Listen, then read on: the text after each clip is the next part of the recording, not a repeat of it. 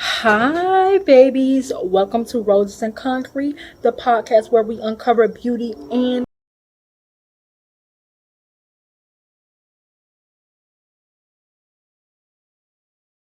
life's toughest moments. I'm Adira, your host.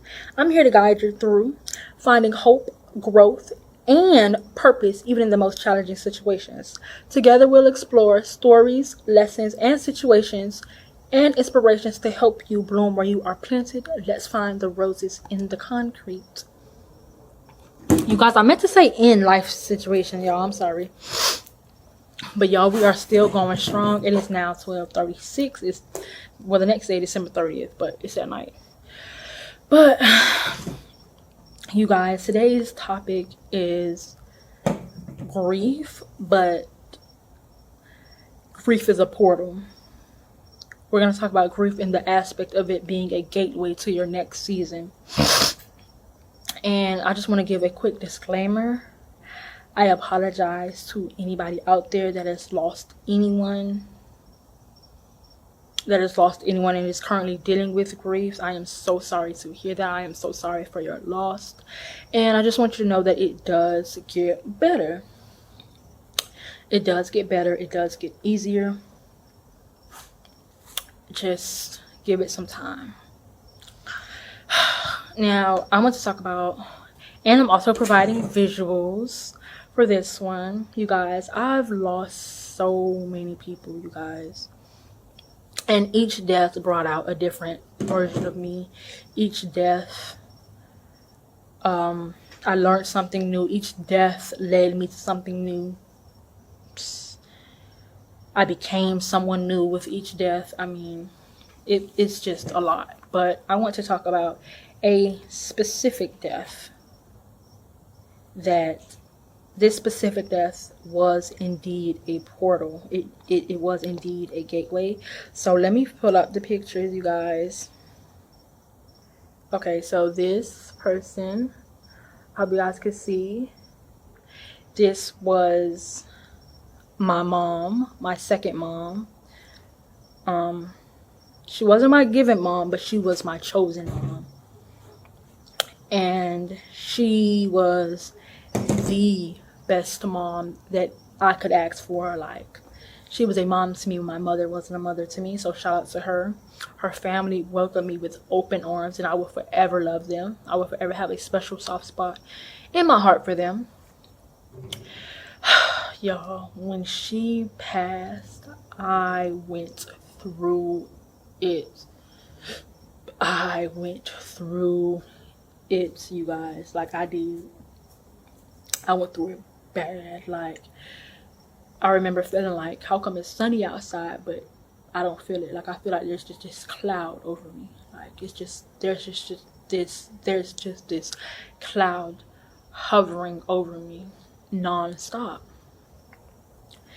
And I didn't get out the bed. Like, I just laid down, I slept, and I cried. Every time I got up, I cried to go take a shower. Every time I did something, the tears were just flowing. Sometimes they would just flow, and I didn't even know they were flowing. Now, prior to her passing, I was doing hair. And then when she passed, I didn't want to do it no more. Like, I don't know what happened. Like, I couldn't do it. Like, once I found out she passed, I would be crying while doing people's hair. Like, it took me forever to do one head because I'd be crying. I had to keep stopping. It was bad. But when she passed, I just completely fell out of love with it. I completely fell out of love with it. And I didn't want to do it no more. Like, I only do hair for, like, my family, but as far as taking clients and stuff, I'll take them, here and there, like my lawyers, but I don't want to do it. Like, I don't do it. I don't promote it. I don't. But my love for my hair, for doing hair, dried up. But then her death carried me to fulfill what I was always supposed to fulfill. I don't know. bugs keep coming because of this light, you guys. Oh, Jesus. Because of what I was supposed to fulfill, which is this podcast, Roses and Concrete's podcast. That was the start of that seed. Her death planted that seed up inside of me to lean forward and really do this podcast.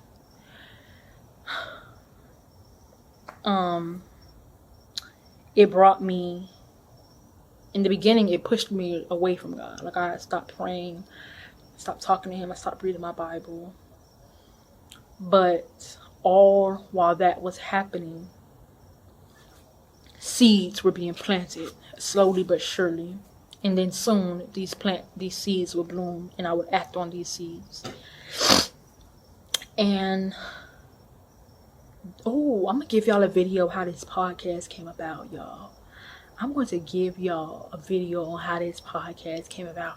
I think I'm gonna give y'all that video probably when I hit 1,000 subscribers, y'all, because that video is crazy, and I want all of y'all to see how that came about. But this podcast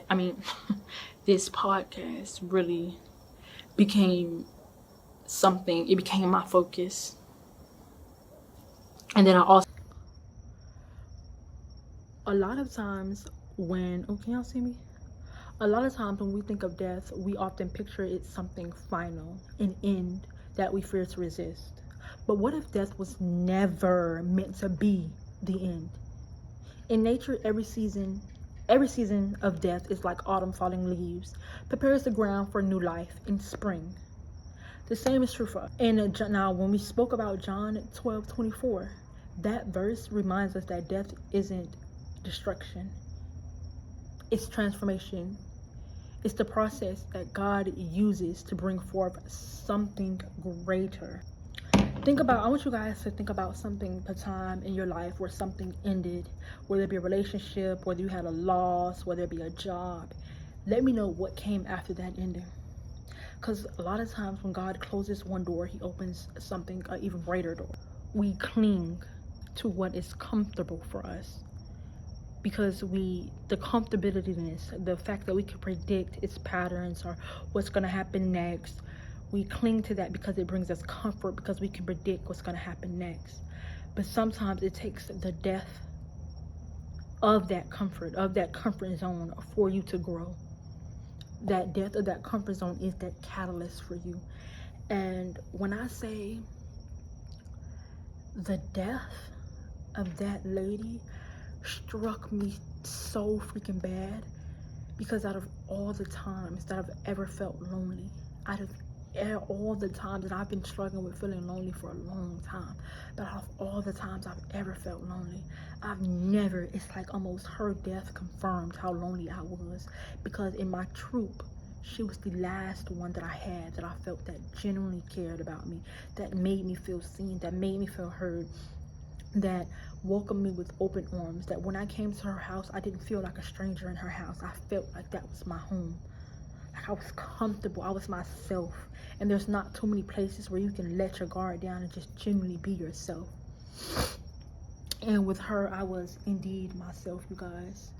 Like I was myself, you guys. And when she passed, I felt like every man for themselves. Like I felt like so alone.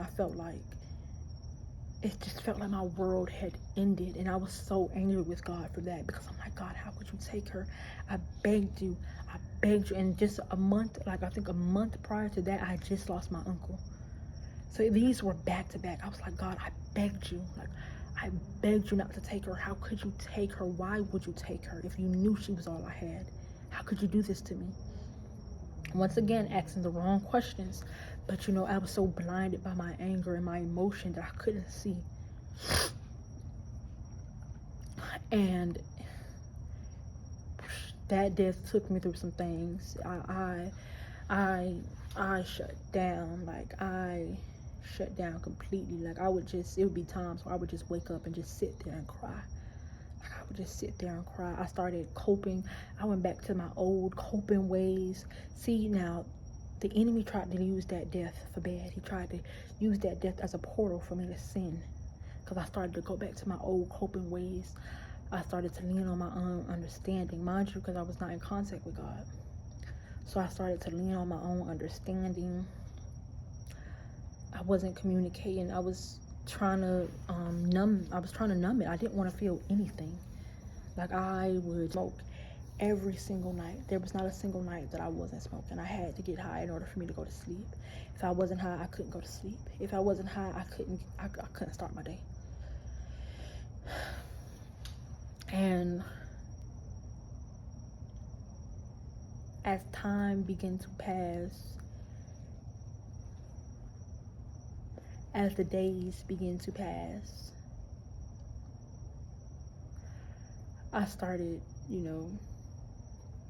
coming back. God started placing these thoughts in my head that were positive, that brought, grief is messy. It's unpredictable. It's deeply personal, for one. And it's definitely not a straight path. And it definitely does not have no time limit on it, you guys. You have to be okay with the ups and downs of grief. And it is okay not to be okay. You don't have to feel pressure because, oh my God, this happened how many years ago, I'm still on it. No, it's okay for you to still be on it.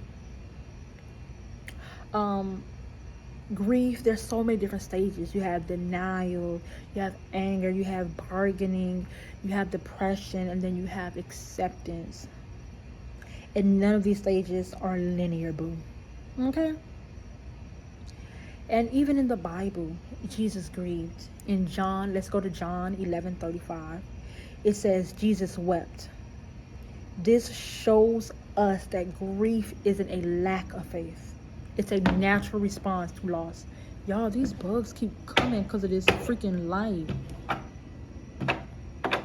But it shows us that it is a natural response to loss. You crying, you weeping, that is a natural response to the loss of someone close to you.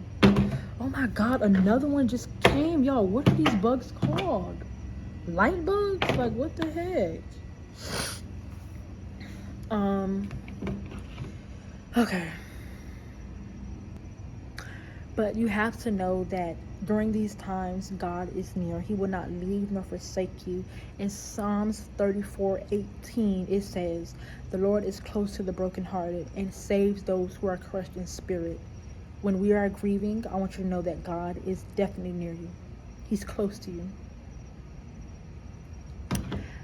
I want you to ask yourself, what is the one thing you're grieving right now? And have you allowed yourself to feel it? Because sometimes we get stuck in this grief wormhole because we're not giving ourselves permission to feel these big emotions. We're not giving ourselves permission to feel whatever it is we need to feel.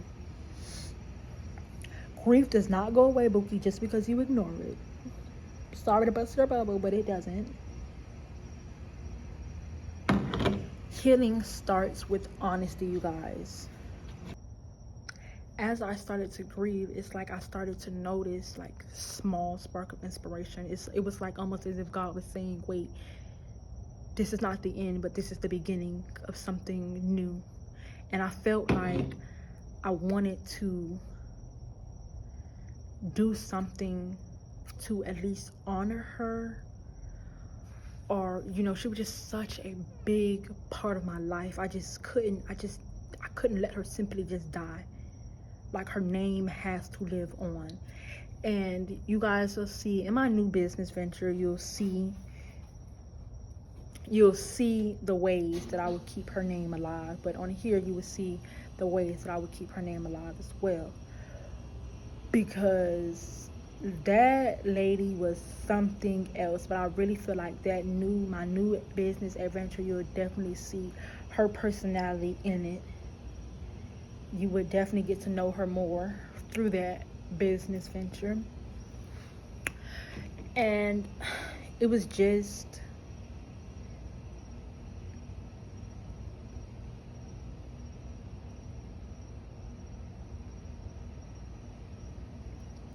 the death that I experienced. It caused me to rethink everything. Like, I rethought everything. You know how late in the night you be getting that urge to redo your whole entire life. Baby, that was that for me. Baby, I got the urge to redo every single thing. I say this to say that this podcast was already something God wanted me to do. He already intended me to do. But he used the death of a loved one to open that door, to push me. Remember, I was talking about sometimes we need a painful situation to change us. That painful situation changed me. And the loss was fertile for the soil to grow on. Let's go to John 12:24. It says, unless a kernel of wheat falls to the ground and dies, it remains only a single seed. But if it dies, it produces many seeds. One of my greatest pains became the soil for my ministry. And this, what really, it was this, and there was another situation that was like, this was like one bus. You know how when you go into a destination, sometimes you have to take multiple buses to get there? This was one bus to that destination. The destination being me starting this podcast. There was another bus that I had to take that would take me all the way to my destination. That was the final straw that says, you know what, we're starting this. We've got to. We've got to do it. Oh, I'm so sorry, y'all. But I say all this to say that God can use anything for his glory. He can use the death of somebody to prepare us for something greater. He can use loss to refine and to shape us. Give yourself permission to feel whatever it is. Don't ignore it, because when you ignore it, it builds, it festers, it gets bigger.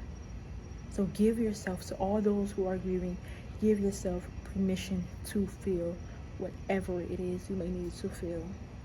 And remember that grief is never the end. Grief is never the end. It can also be a portal. It can be a gateway to something new.